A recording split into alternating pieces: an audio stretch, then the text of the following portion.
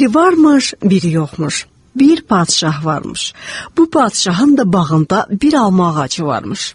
Bu ağac birinci gün çiçek açar, ikinci gün çiçeğini tökərmiş, üçüncü günde bar verərmiş. Bu almanı kim yesəymiş 15 yaşında oğlan olurmuş. Padşah hər gün səhər tezdən qalxıb bağa gedərmiş ki, almanı dərib yesin. Ancaq görürmüş ki, kimsə almanı dərib. O da peşman geri qaydarmış. Bir gün belə, 5 gün belə, nəhayət padşah böyük oğlunu yanına çağırır. Oğul atasının hüzuruna gəlib baş əyir. Ata, sənə fəda olum, nə lazımdır, deyə soruşur. Padşah deyir, belə də iş olar, mən padşah ola bağımdakı almaya həsrət qalıram, heç ondan yemirəm, gərək almanı uğurlayanını tutasan. Oğlan atasının əlindən öpüb çıxır, ox kamanını götürüb bağa gedir. 1 saat gözləyir, 2 saat gözləyir, sabah erkən alma yetişən vaxt onu yuxu tutur. Bir də ayılır ki, alma ağacda yoxdur. Padşahın böyük oğlu peşman halda evə qayıdır. O biri gün padşah ortancıl oğlunun yanına çağırıb deyir, gərək almanı uğurlayanı indi sən tutasan. Ortancıl oğlan atasının əlindən öpüb otaqdan çıxır. O kamalını götürüb bağa gedir. Bu da 1 saat, 2 saat gözləyir, sonrasa yuxuya gedir. Bir də ayılıb görür ki, almanı dəriblər. O da peşman halda evə qayıdır. Bu xəbəri padşahın kiçik oğlu Məlik Məmməd eşidəndə atasının yanına gəlir. Baş əyib deyir, ata izin ver, bu dəfə alma ağacının keşiyini mən çəkim. Atası deyir, səndən böyük qardaşların oğrunu tutacaqlarını deyirdilər, amma tuta bilmədilər. İndi sən gedib neynəyəcəksən ki? Məlik Məmməd otağına gəlir. Gün batıb axşam olanda ox kamanını götürüb bağa gedir. O biri qardaşları kimi 1 saat, 2 saat gözləyir.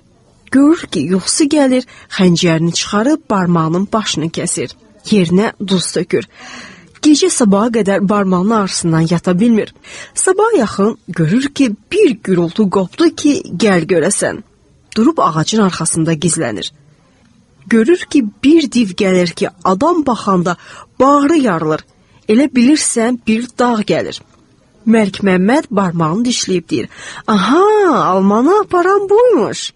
Div gəlib alma ağacına yaxınlaşanda Məlik Məmməd onun başına elə bir qılınc vurur ki, qılınc zərbədən 2 parça olub əlindən yerə düşür. Div dönüb bağıra-bağıra qaçır. Sabah olunca Məlik Məmməd almaları yığıb atasına aparır. Padşah almaları görəndə çox sevinir. Məlik Məmməd deyir, ata izin ver, indi qanun izi ilə gedib divi öldürüm. Padşah razı olur. Məlik Məmmədə bir neçə adam da qoşub, o biri olanlarını da onunla yola salır. Az gedirlər, üz gedirlər, dərə-təpə düz gedirlər, gəlib bir quyuya çatırlar. Onlar bilirlər ki, div bu quyuya girib. Quyunun ağzına bir dəyirman daşı qoyulmuşdu. Padşahın oğlanları istədilər ki, daşı götürüb içəri girsinlər. Əvvəl böyük oğlan daşı qaldırmaq istədi, ancaq yerindən tərpədə bilmədi. Sonra ortancıl oğlan irəli çıxdı. Nə qədər çalışdı, daşa gücü çatmadı. Növbə Məlik Məmmədə çatdı. O bir dəfə güc verib daşı götürdü və kənara atdı. Daşı atandan sonra divin ardınca quyuya girmək lazım idi. Yenə böyük oğlan dedi, gərək məni sallayasız. O dəqiqə bir ip götürüb onun belinə bağladılar. Quyuya sallamaya başladılar. Biraz sallamışdılar ki, böyük oğlan qışqırdı. Ay yandım, məni çıxarın. Padşahın böyük oğlunu quyudan çıxartdılar. Ortancıl oğlan dedi, məni quyuya sallayın, divin ardınca mən gedirəm. Yenə razılaşıb ipi onun belinə bağladılar, quyuya salladılar. Elə biraz sallamışdılar ki, quyudan ortancıl oğlan səsi gəldi. Ay yandım, məni çıxarın. Növbə Məlik Məmmədə çatdı. Məlik Məmməd dedi, məni quyuya sallayın, amma nə qədər yandım desəm, qulaq asmayın. Məlik Məmmədi quyuya sallayanda o da o biri qardaşları kimi qışqırmağa başladı. Ay yandım, çıxarın. Ancaq qardaşları onun dediyi kimi bu sözlərə qulaq asmadılar. Məlik Məmməd biraz aşağı enmişdi ki, gördü isti yavaş-yavaş azalır. Quyunun dibinə çatanda ətrafına baxıb gördü ki, bir yol var. Belindən ipi açıb başladı bu yolla getməyə. Az getdi, çox getdi, gedib bir otağa çıxdı. Qapını açıb bir boş otağa girdi. Gördü ki, bu otağın içində də bir qapı var. Bu qapını da açdı, bir ayrı otağa girdi. Onun da qapısını açdı. Beləliklə Məlikməmməd 17-ci qapını açdı. Gördü burada taxtın üstündə elə bir gözəl qız oturub ki, yemə, içmə onun gül camalına tamaşa ilə. Qızın dizinin üstünə isə bir div başını qoyub yatmışdı. Qız Məlikməmmədi görüncə dedi: "Ey cavan, kimsən, nəçisən? Yazıqdır sənə, qaç gizlən. Div yaralanıb, hirslidir.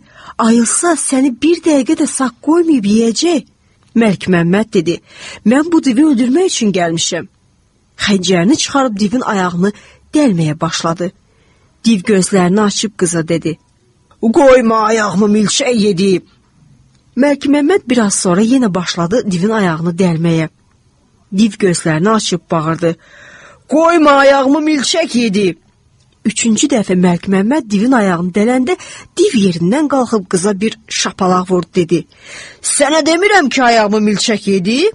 Bu halda Məlikməmməd yerindən şir kimi qalxıb div ilə tutaşdı. Bunlar 40 gün 40 gecə güləşdilər. Heç biri o birini yıxa bilmədi.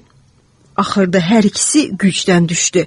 Div dedi: "Hər kimsən, bura gəlmişsən, biraz vaxt ver, yatım, sonra yenə güləşərik."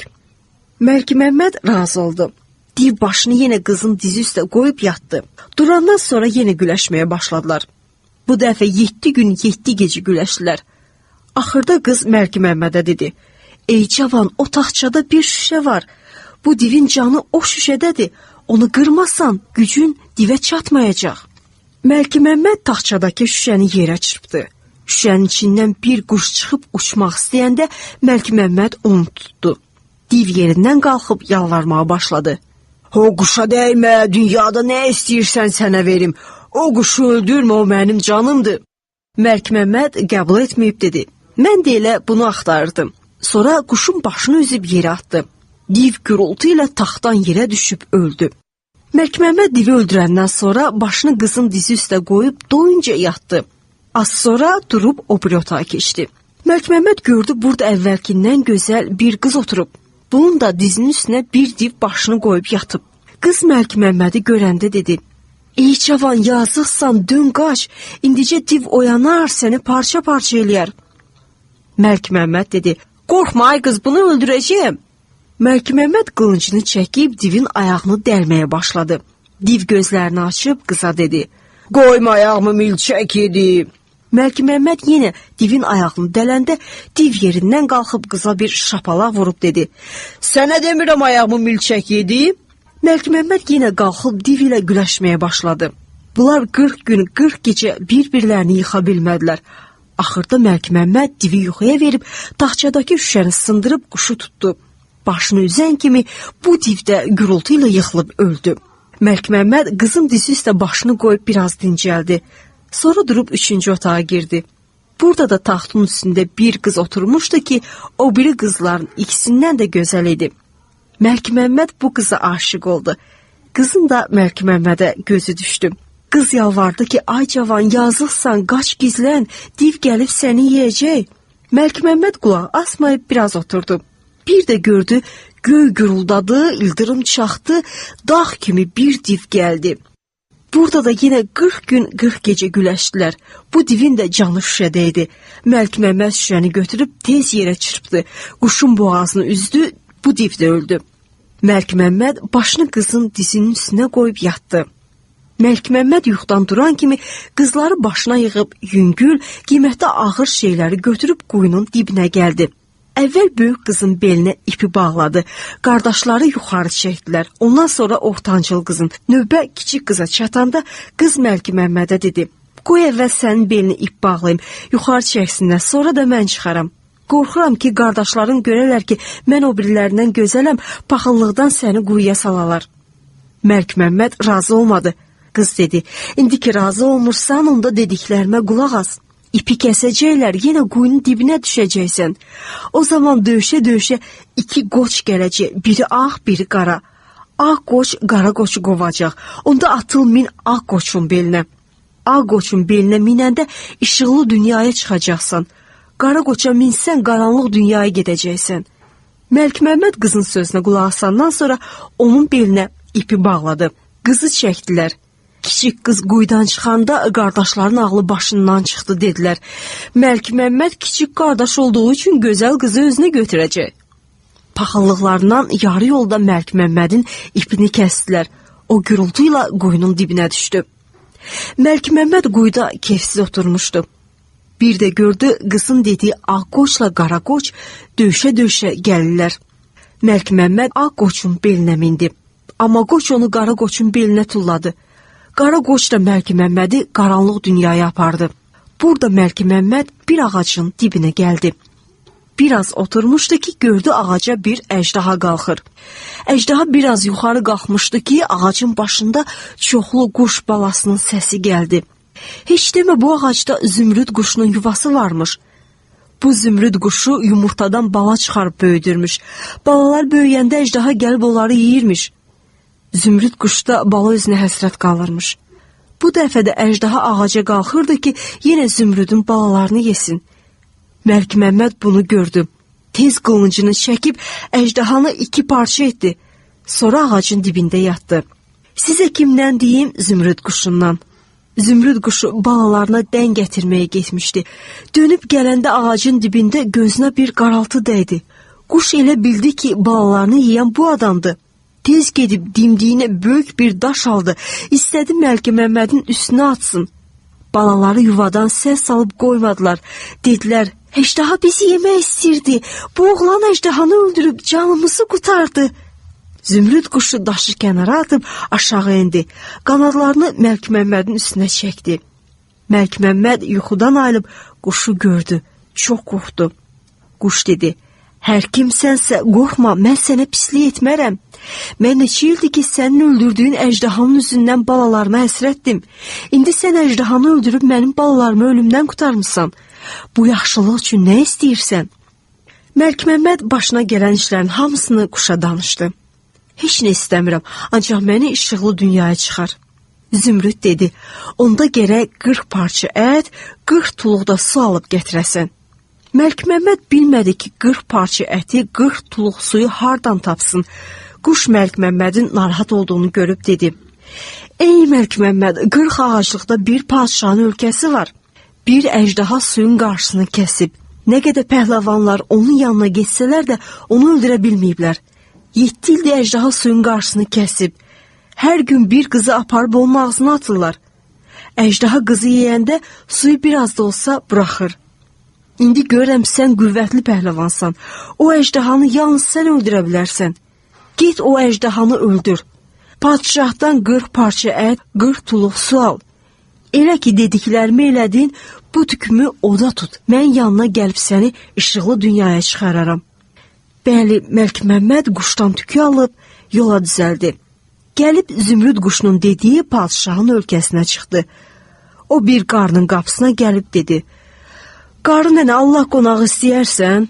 Qarı dedi, niyə istəmirəm, Allaha da qurban olum, qonağına da. Məlikməmməd gördü ki, bütün şəhər əhalisi qara geyinib. Qarıdan soruşdu, qarı nənə, bu adamlar niyə qara geyinib? Qarı dedi, qurban olum ay bala, bir əjdaha suyun qarşısını kəsib, hər gün onun ağzına bir qız atırıq. Qızı yeyənə qədər biraz su axır, biz də götürürük. Artıq ölkədə qız da qutarıb. Padşahın gözünün ağı qarası bir qızı var, sabah onu əjdahanın ağzına atacaqlar. Ona görə də hamı qara geyinib ay bala. Məlikməmməd axşam qarının evində yatdı. Səhər tezdən qardan əjdahanın yerini öyrənib ora getdi. Bir də gördü, hər kəs ağlaya-ağlaya padşahın qızı üçün fəğan çəkir. Qızı suyun qarşısına gətirdilər. Onu əjdahanın ağzına atmaq istəyəndə Məlikməmməd irəli çıxıb əjdahaya elə bir qılınc zərbəsi vurdu ki, əjdaha 2 parça oldu.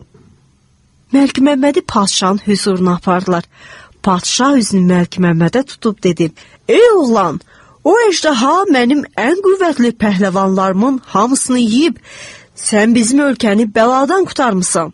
İndi gəl padşahlığı sənə verim, qızımı da al, bütün taxt tacıma da sahib ol. Məlikməmməd dedi, padşah sağ olsun, səndən heç nə istəmirəm. Mənə 40 parça ət, 40 tuluq su ver, işıqlı dünyaya çıxım. Padşah əmr elədi, Məlikməmmədə 40 parça ət, 40 tuluq su hazır elədilər. Məlikməmməd şeyləri alandan sonra kənara çəkildi. Zümrüd verdiyi tükü oda tutdu. Həmin an Zümrüd hazır oldu. Əti quşun bir qanadının üstünə qoydu, suyu da o birinə. Özü də Zümrüdün belinə minib yola düşdülər. Quş göyün üzünə qalxdı, qaranlıq dünyadan uzaqlaşmağa başladılar. Məlikməmməd aşağı baxanda gördü ki, yer gözdən itib. Nə zaman quş qa dedi, Məlikməmməd ətdən verdi. Quş qu dedi, sudan verdi. İşıqlı dünyaya bircə mənzil qalmışdı ki, bir parça ət Məlikməmmədin əlindən yerə düşdü. Quş qu deyəndə Məlikməmməd bilmədi ki, nə eləsin. Qılıncını çıxarıb budunun ətindən kəsib quşun ağzına atdı. Zümrüd quşu gördü ki, bu ət o birilərə bənzəmir, çox şirindir. Ona görə də yemədi, dilinin altına qoydu. Sonuncu mənzil də qutardı. Zümrüd quşu Məlikməmmədi işıqlı dünyaya çıxardı. Qanadının üstündən yerə qoyub dedi, "Di get." Məlikməmməd dedi, "Sən get, mən özüm gedərəm." Zümrüd dedi, "Yox, gərək sən gedəsən." Məlikməmməd axsaya-axsaya getməyə başladı. Zümrüd dedi, "Ey oğlan, səbəb nədir ki, axsayırsan?" Məlikməmməd işi açıb danışdı. "Daha nə gizlədim, sənə verdiyim sonuncu parça ət budumun əti idi." Quş dilinin altından əti çıxarıb Məlikməmmədin ayağına birləşdirdi. Sonra öz tükündən biraz çıxarıb Məlikməmmədə verib dedi, "Nə zaman dara düşsən, bu tükləri yandır, mən gəlib səni dardan qutararam." Quş sözünü deyib uçub getdi. Məlikməmməd isə yavaş-yavaş gəlib bir dərzi dükanının qarşısına çıxdı. Dərziyə dedi, "Ay usta, Allah rizası üçün məni yanında şagird saxla." Usta onu acıyıb yanında saxladı. Məlikməmməd yamaq sökükdən tikirdi, ustasına qulluq eləyirdi. Bir gün bir adam gəlib dedi ki, "Padşah böyük oğluna toy eləyir. Usta gəlsin, paltar tiksin." Dərzi sevinərək qayçısını götürüb padşahın imarətinə getdi. Məlikməmməd biraz oturdu, sonra dükanı bağlayıb bir köşəyə çəkildi. Zümrüd quşun tükünü çıxarıb yandırdı. O dəqiqə Zümrüd quşu hazır olub dedi, "Mənə görə nə qulluq?" Məlikməmməd dedi, "Bu saat mənə bir dəst sarı paltar, qılınc, qalxan, bir də sarı at gətir, yel kimi qaçsın." Zümrüd baş üstə deyib uçub getdi.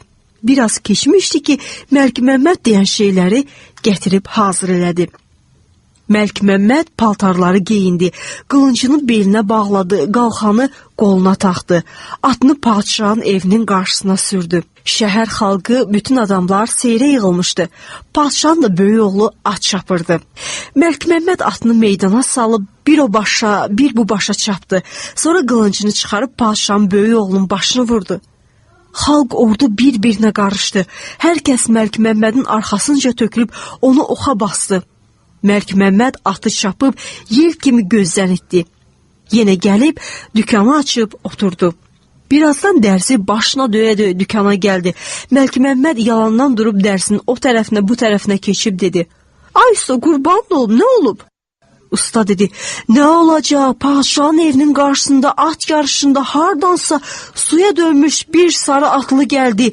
Birdən qılıncını çəkib padşahın oğlunun boynunu vurdu. Arxasınca töküldülər, amma tuta bilmədilər." Məlikməmməd yalandan biraz kədərləndi.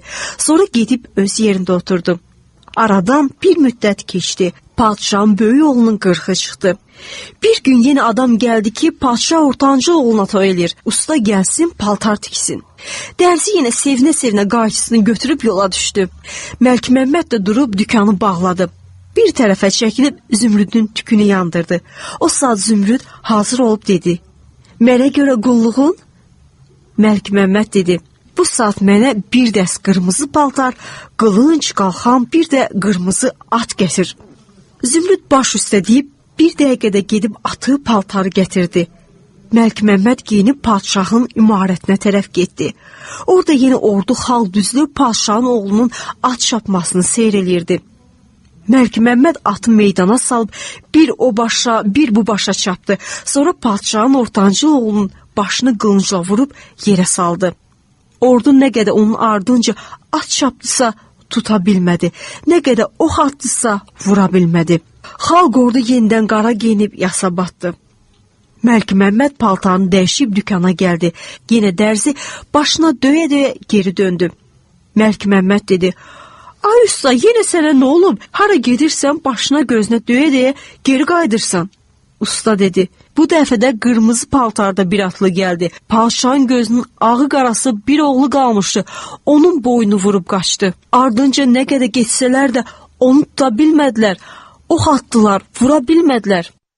Bu hadisədən bir neçə vaxt keçdi. İl ötdü, ay dolandı, günlərin bir günü yenə usta ilə şagirdi dükanda oturmuşdu. Birdən şagird ustasına dedi. Dur get, padşaha müjdə ver ki, kiçik oğlunu tapmışam. Usta cavabında dedi. Oğlan dəli olmuşsan, padşah deməz ki, kiçik oğlum hardadır, onda nə cavab verərəm? Məlikməmməd başına gələn bütün işləri dərziyə danışdı. Dərzi sevinə-sevinə padşahın evinə qaçdı. Qapıdan içəri girmişdi ki, ayağı daşa dəyib yıxıldı. Padşah pəncərədən bunu görüb dedi. Yəqin dərzidə bir xəbər var, gedin onu bura gətirin. Adamlar tökülüb dərzini padşahın hüzuruna gətirdilər. Dərzi yetişən kimi padşah baş əyib dedi. Padşah sənə fəda olum, müjdəmi ver, kiçik oğlum Məlikməmmədin yerini deyim.